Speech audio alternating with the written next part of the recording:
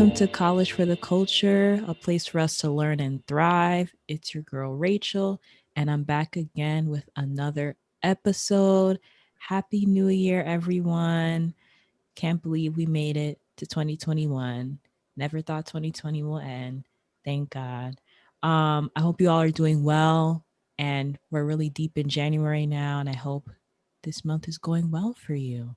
So today we're going to talk about how you start a new semester the right way. I know because it's a new year, we have a lot of resolutions, a lot of intentions we set for ourselves, and we want this year to be better than the last, especially because 2020, we don't want to look at her. She was a little bit crazy. So we want this year to be full of new goals that we could achieve and things like that.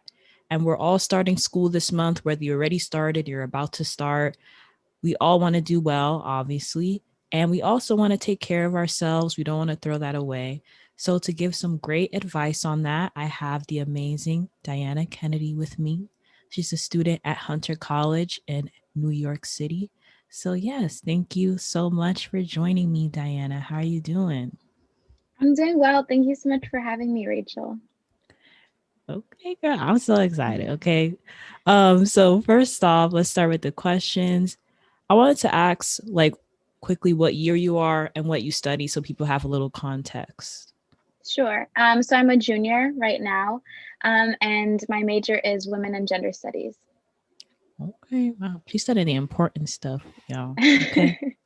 So I wanted to ask first, how do you plan and organize ahead of your semester? I know a lot of people talk about planning, but there's so many videos during so many things. Get a planner, buy these notebooks, buy these pens, look at this video, look at that. So, how do you personally organize and set yourself some goals that you want to achieve this semester? Sure. So usually during the semester, besides having like a full course load, I usually do like an internship or like some volunteering. So what I like to do is to get my schedule figured out as soon as possible. So I know that my time is allotted to me in a way that I want it to be when the semester starts.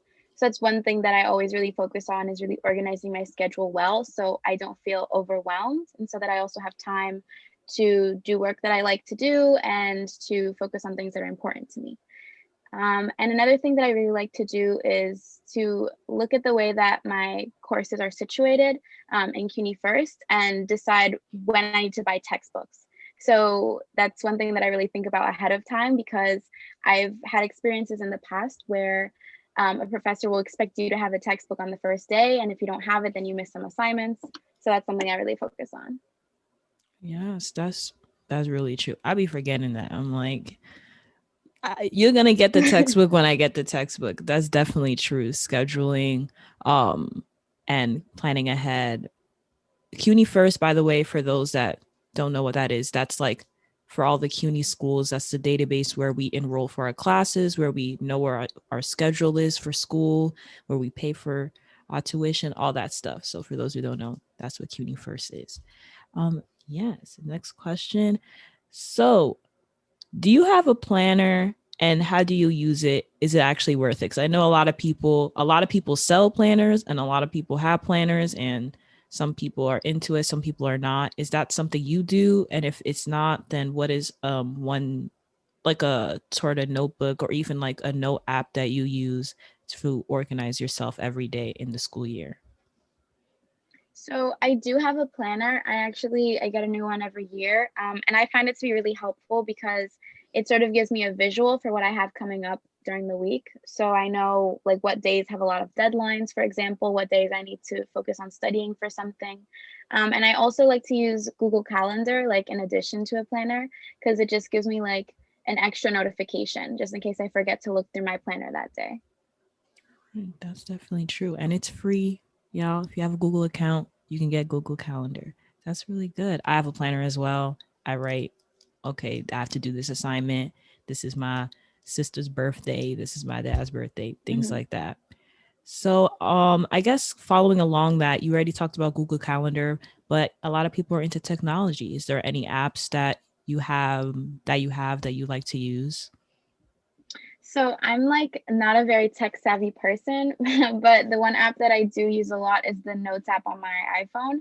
So that's usually filled with like anything from an important deadline that I have to remember to like a random thought that I think would be interesting to write about later. So it's basically like just a place where I put all my thoughts throughout the day and that I can look back through and reflect when I'm done with my work. I definitely do that too. Just a random idea that I don't want to forget, just put it on the notes app. Hmm. And I know that I found this app recently, I guess I'll share. It's called Notion.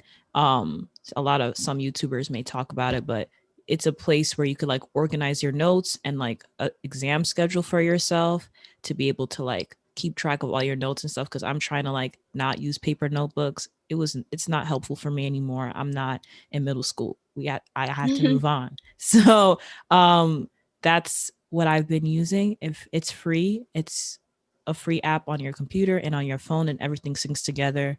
So check it out if you're into note taking and you want to try digital note taking. But yes. Um Moving on, let's talk about time management. This is something that we need, but a lot of us struggle with. I struggle with this a lot. How do you manage your time efficiently, like throughout a school week, and like stay consistent with that? Because it's really hard, especially for Yeah, me. it is really, really hard. One thing that I like to do is to look through my syllabus always and to see when I have big assignments coming up and try to start those at least 3 weeks in advance of the deadline. So I have enough time for myself where I can complete the work and not feel overwhelmed by it. That's something that's really helped me ever since the beginning of college. I used to not do this in high school. I used to just do everything last minute, be super stressed all the time. And then when I was a freshman at Hunter, I was like, okay, we need to start something new. We need to get some new like good habits. So that's something that really helps me. And another thing that I do is I like to just limit any like social activities that I have to the weekends if possible, because I know that if I go out with my friends like in the middle of the week, that'll like disrupt maybe like my sleep schedule or like my work schedule, and that'll like set me off course. So that's something that I have to focus on more because it takes some time to say no to going out. But yeah. Oh my gosh, that's so true. Like, especially when it's like, oh, let's try this new restaurant. Food is number one. So if we're trying Yeah. something new food, like I'll automatically agree. Meanwhile, I have an essay due Monday and I didn't start anything. So that's definitely true, limiting the social activities and the syllabus too. I feel like people ignore the syllabus because it's just like, the professor's gonna remind me like the week before or whatever. So or someone's gonna tell me. But like Hmm. I've started this like last semester or like spring semester my freshman year. If you just once you get the syllabus, just write all the dates down in your calendar, in Google Calendar, even in your notes app, whatever works for you. Just write all the dates down when you have a quiz, when you have an exam, when you have a paper, and as you get more information, write things down because it's just a lifesaver. You don't want it to be the week before and you're like you didn't realize you had an essay due next week. I that was me during this COVID-19 pandemic time. Like I okay, this is I'm like telling on myself, but like I was so confused during finals week last spring semester that it took someone's snap story posting their schedule for me to know that we had these like a test due like next week or something. And then that's when I knew I had to change. I was like, it can't be someone's snap story that I organize myself. Like, we're not doing that. So if you have the syllabus, just put all the dates down on your calendar. It'll save your life months in advance. I'm telling you right now. So that's definitely some Yeah. good advice. And next question, so with everything online right now, still online right now, how do you like manage doing school from home and managing your time with that? Because I think it's a difficult transition because home is like your sanctuary, home is where you rest, where you spend time with family, things like that. But now home is that and our workspace, and it's really hard to manage time and like change our mindsets when home is where we do everything. So Hmm. how do you do that now with online classes? So, in the beginning of the pandemic, when we first went home during spring semester, it was really hard for me to transition because I found myself not feeling motivated to do work because I was home Yeah. and because I felt relaxed. So, one thing that I really had to do for myself was I had to start setting a schedule for myself because I knew that if I would just wait to do my homework in bed or like hang out with my parents instead of doing my work, I would never get anything done. So it took a lot of self-discipline. And one thing I like to do is like make a little space for myself, whether it be like in my room or like in the living room, where I will be sort of alone so I can concentrate on whether I'm in Zoom class or whether I'm completing assignments. So that's something that helps a little bit. Also, both my parents actually work from home. So Mm. we're all sort of navigating this weird space right now.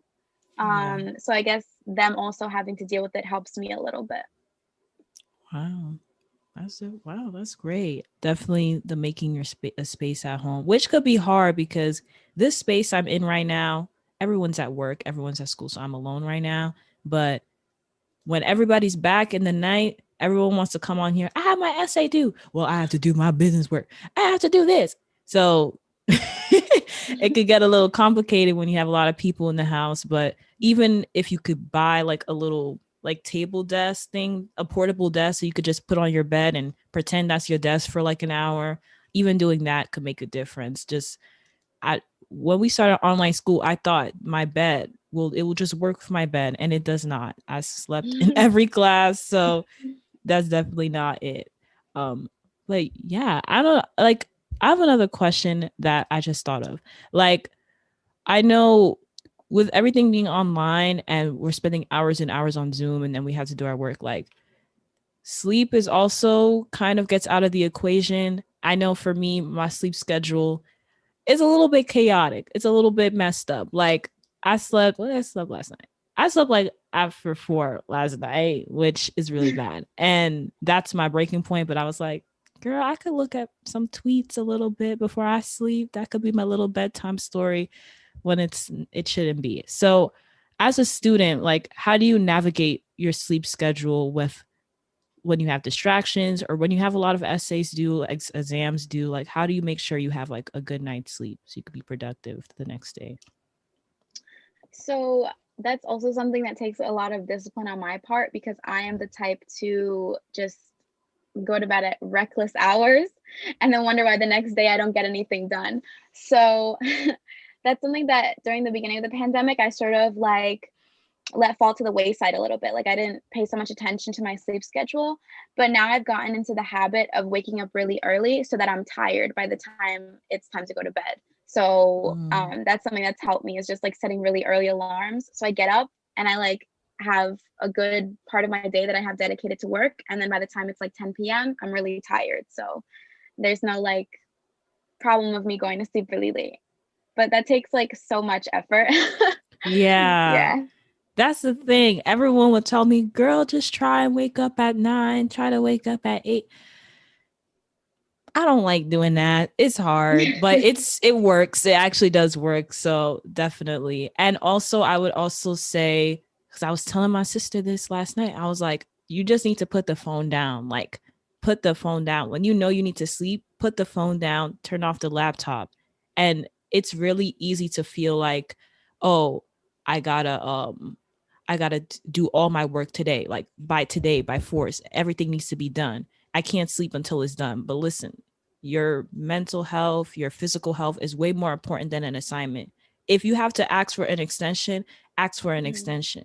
If you have to, um, if you just have to hand it in late with no explanation, hand it in late. And if your Mhm. professor's gonna be crazy about it, it is what it is.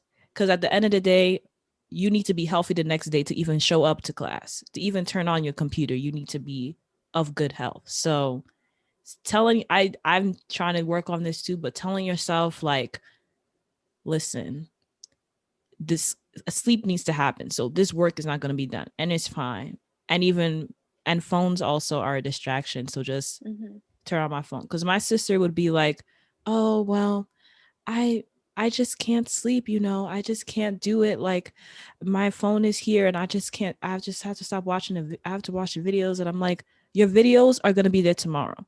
If you just turn off your phone, you think you're not sleepy, but if you just turn off your phone and close your eyes, 5 minutes, you will be asleep. And of course, everyone is different. Everyone goes through different things, but sometimes you just got to put everything aside and really give your mind the time to sleep. I'm saying this for myself too. I'm not trying to preach on everybody because I'm working on this too. But definitely disciplining yourself with sleep is so important and remembering that you need sleep. So, next question. Um, how do you build a relationship with your professor? Because I know it's hard with everything online. We're just communicating through email. We can't see each other. So that's difficult.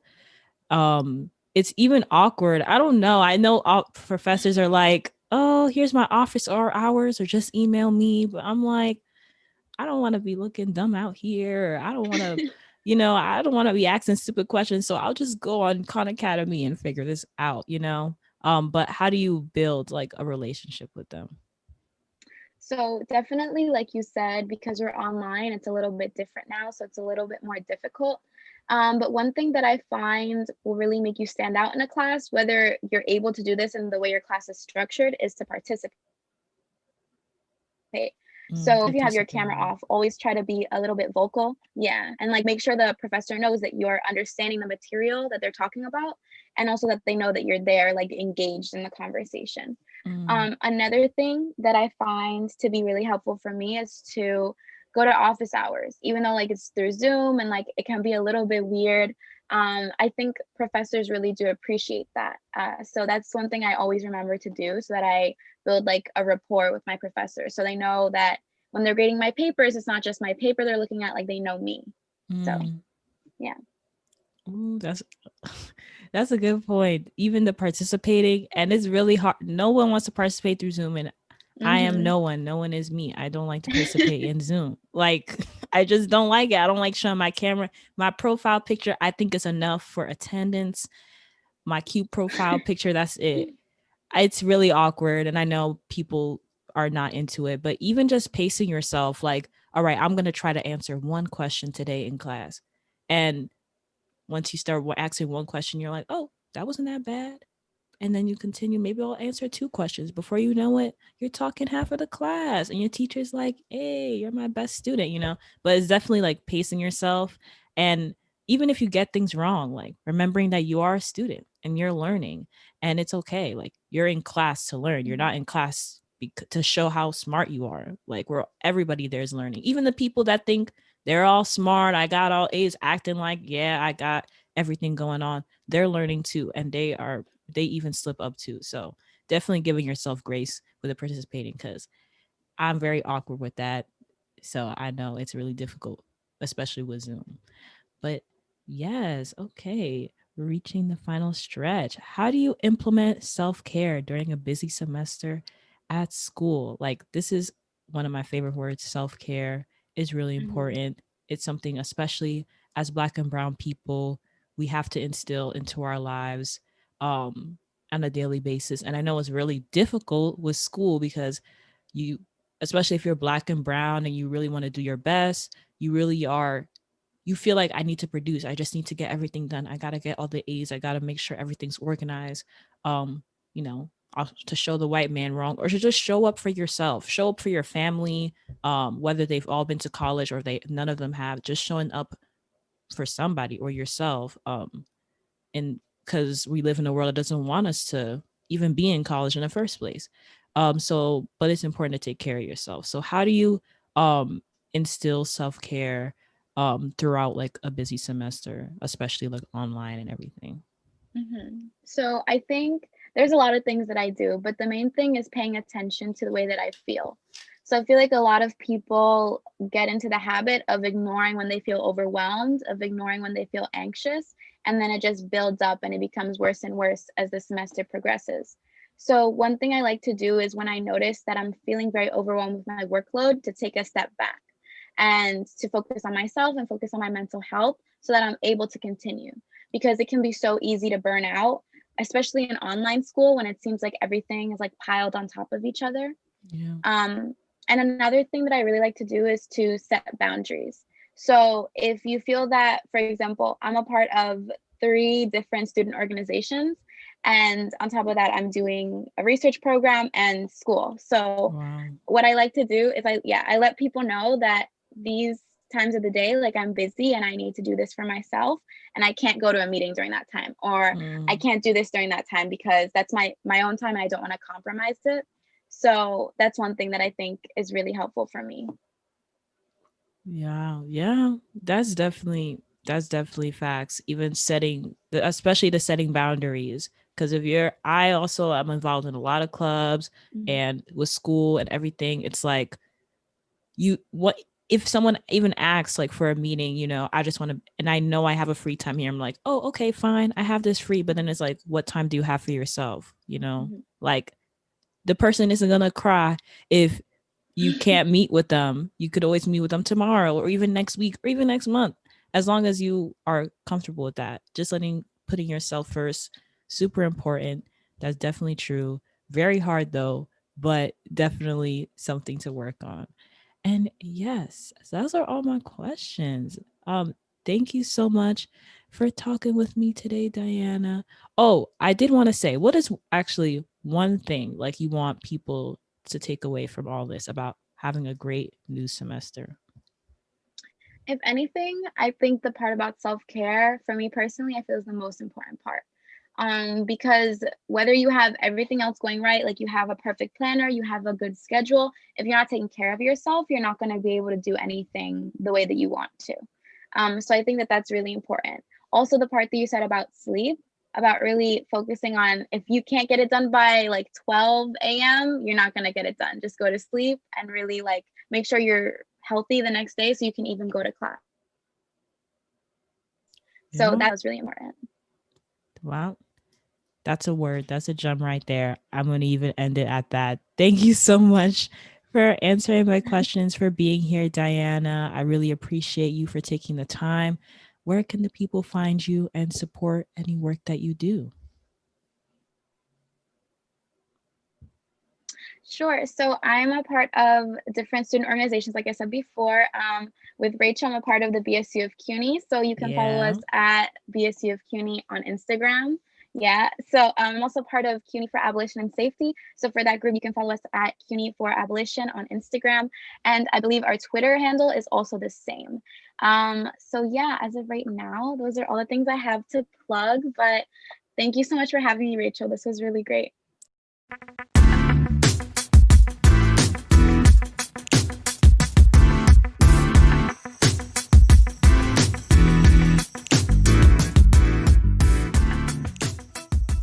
All right, y'all. So it's time for the culture shout out.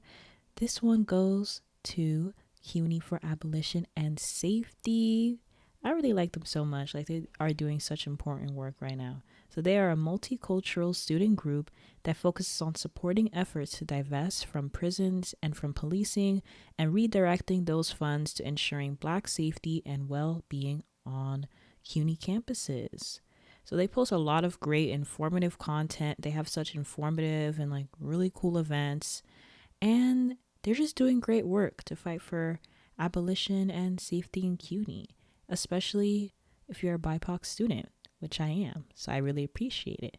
So they actually have an event actually coming up on Thursday, January 28th, focusing on the intersection of self-care and activism, which will be led by Erica Huggins, who's a former member of the Black Panther Party. That's good stuff. You know I love me some self-care. So if you want to learn more about that, go to their event. If you're interested, in attending their event, getting involved in their work, or just learning more, then you got to follow them on IG at CUNY for Abolition and on Twitter at Abolition at CUNY. And if you want to shout out, feel free to hit me up on Instagram at College for the Culture, and you could be featured next time.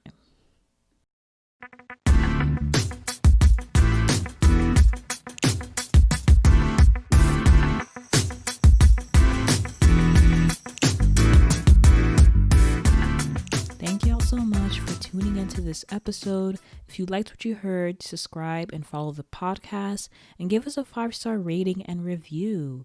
We really appreciate it if you do. For more content or suggestions on what to talk about next, follow us on IG at College for the Culture. And if you want to consult with me about anything college related, email me at collegefortheculture@gmail.com. Take care of yourselves, y'all. God bless y'all. And don't forget, we see y'all and we got y'all. Bye.